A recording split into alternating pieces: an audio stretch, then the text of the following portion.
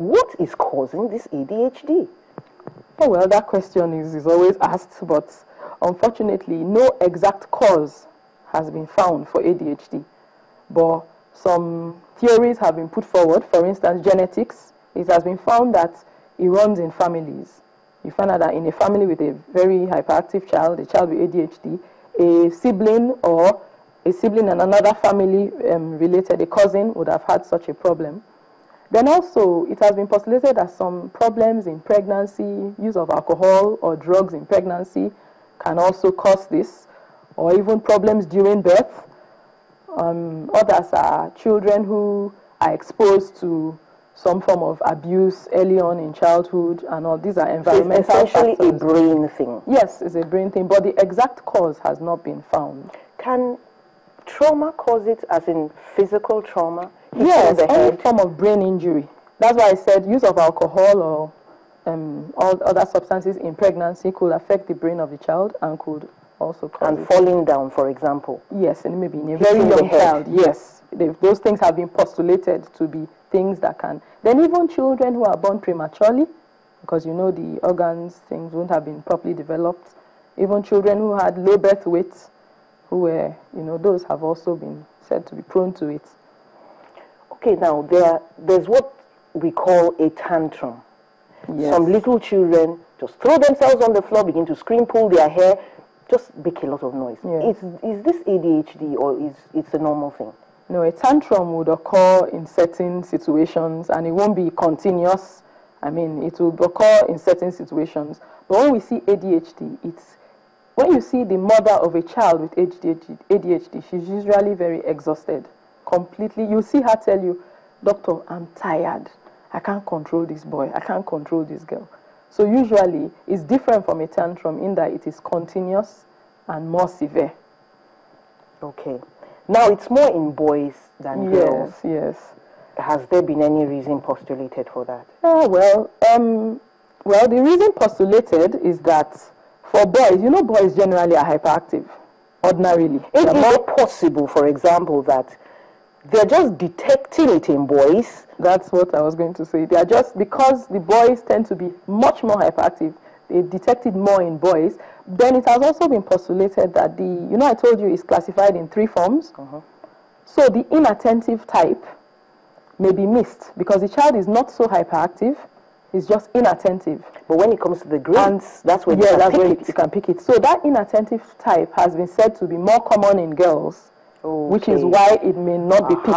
So it's very possible that the girls are not being picked because they suffer more. They don't have disruptive behavior. Have the outwardly disruptive one, but they're just quietly inattentive.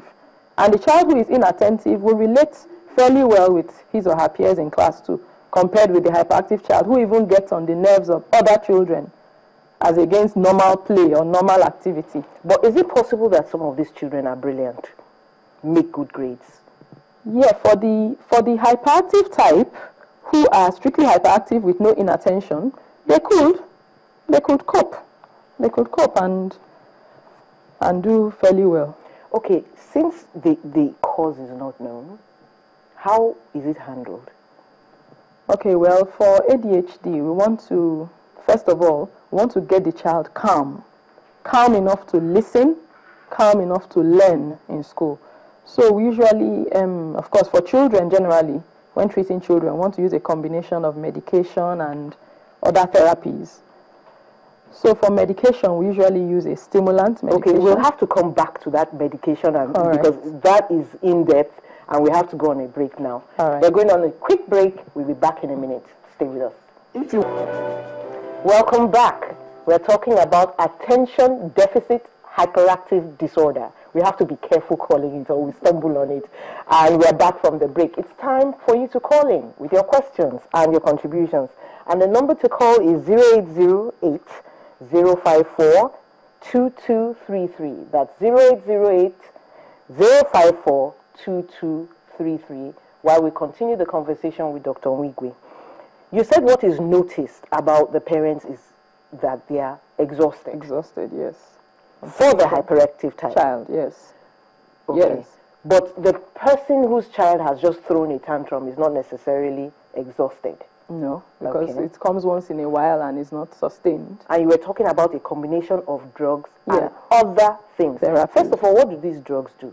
Do they get rid of the ADHD? No, ADHD actually cannot be cured.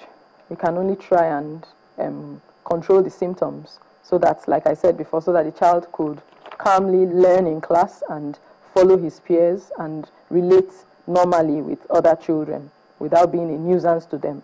So the medication prescribed is usually to help the child through the day. And mind you, it differs for children. You don't, medication may work for one child and may not necessarily work for the other. That's why we say it's a combination of medication and therapy. What kind of therapy is this? Is it like, you know, me sitting with you and telling you about my day?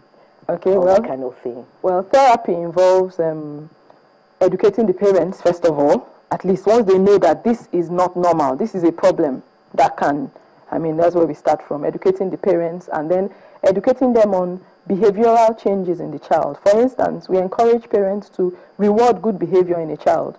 When the child does well, we say reward the child on They the respond to that. Yes, when the child... And we have a call coming in. Just hold on to your thoughts. Hello. Hello? That's Daniel. Yes. Could we have your question, Daniel? Good afternoon. Good afternoon, Daniel. Good afternoon, ma. Good afternoon. Yes. Please, I just want to ask this question. What's the difference between ADHD and autism? Okay, thank you very much for that question. Do I respond? Yes. Okay, ADHD, as I said earlier, is a combination of hyperactivity, impulsivity, and inattention in a child. You just see a very restless and hyperactive child who can't seem to sit still. While for autism, it's a spectrum actually, and it usually begins much earlier, maybe at about the age of 3, 4, when a child should develop speech, or a child who has already developed speech just begins to go to regress and lose this speech. This is autism. Autism, yes, it's a spectrum. And it comes with other complications. There is problem with social interaction. You find out the child cannot look people in the eye and communicate properly. The child has some repetitive behaviors, for instance, hitting or rolling a train round and round and round. Okay. So there are some repetitive and abnormal behaviors in autism in addition to poor social interaction. Okay, but the ADHD child can have good social skills. Yes, he interacts with his peers. It's just that he becomes tiresome, let's put it that way, to them. He's a bit much to handle. Yeah, a bit too much to handle. But you know, that's the hyperactive child. We've spoken a lot about the hyperactive child. What happens with the inattentive one? What's his day like? That's the problem. The inattentive one can actually be missed. Until much later. And especially with girls that have that one more often. More of it, so yes. Please teach our parents how to locate, how to recognize this in their daughters if they have such a thing. You just find out that the children are not able to maintain that attention span. You say one thing, they are staring at you, but they've forgotten. They can't even maintain. So it's something that gradually has to be noticed, more often by a teacher, actually.